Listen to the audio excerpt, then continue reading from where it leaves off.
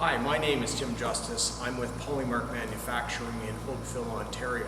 We are a manufacturer of polyurethane and of rubber-covered rollers. This video is going to focus in on how a roller is covered in rubber. Again, a frequently asked question.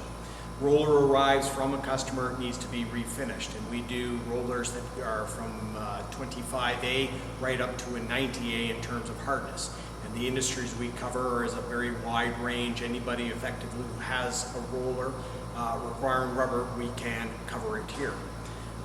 What we first do is we clean up the roller, and you can see here this is a roller that has come in. It has been stripped down, and very much like polyurethane, what we then do is we will coat it with a bonding agent.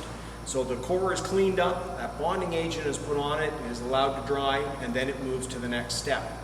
From here, we now move over to the extruder, because in this case we're going to be extruding rubber as opposed to casting with urethane, which is pouring. Now we're at what is called an extruder. And as I said in a previous video, we can either cast urethane, which is like pouring, or we're going to extrude. And in the case of rubber, extruding is very much like wrapping a hockey stick.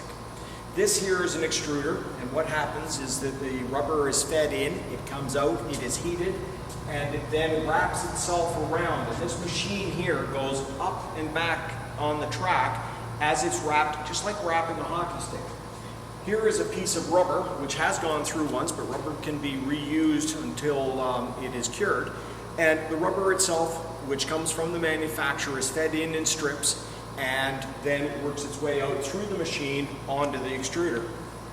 This machine, as I said, goes up and down and it wraps around very much like a hockey stick. And then what we do is we actually wrap it, and this is a product called Dartec, which is very much like cellophane tape. Because what happens is I take this raw rubber, I'm going to put it then on the rails behind, which you can see, and that goes inside of the autoclave, which is a great big steam vessel. It looks a little bit like a little submarine, and it works very much like the autoclave in your doctor's office where steam comes in. In this case, steam is used to cure the rubber, steam and pressure from the steam. And what happens is the rubber inside the plastic expands out and expands in and goes from that wrapped tape appearance to being one solid piece. Typically, we have to put the roller with the uncured rubber in for about 8 to 8.5 hours, and that will allow it to grow into one solid piece from what was effectively a taped hockey stick.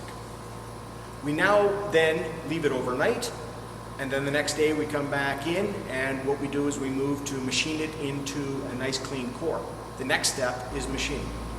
The final stage in the process is to take the roller, which is covered now in cured rubber. As I said, the night or the 8.5 hours in the autoclave, we'll take that raw rubber and cure it through pressure into a solid tire. And we then bring it over, put it on a lathe.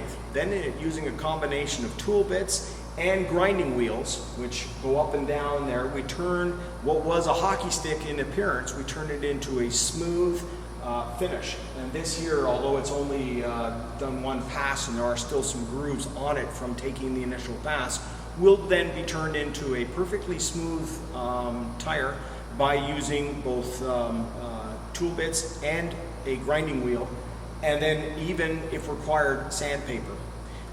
Rollers can also be tapered, and what taper means is that there's a high point in the middle and they go down, and what that typically is used to do is to keep a conveyor belt centered on it, or they can be just flat right across with the same at each ends as it is in the middle.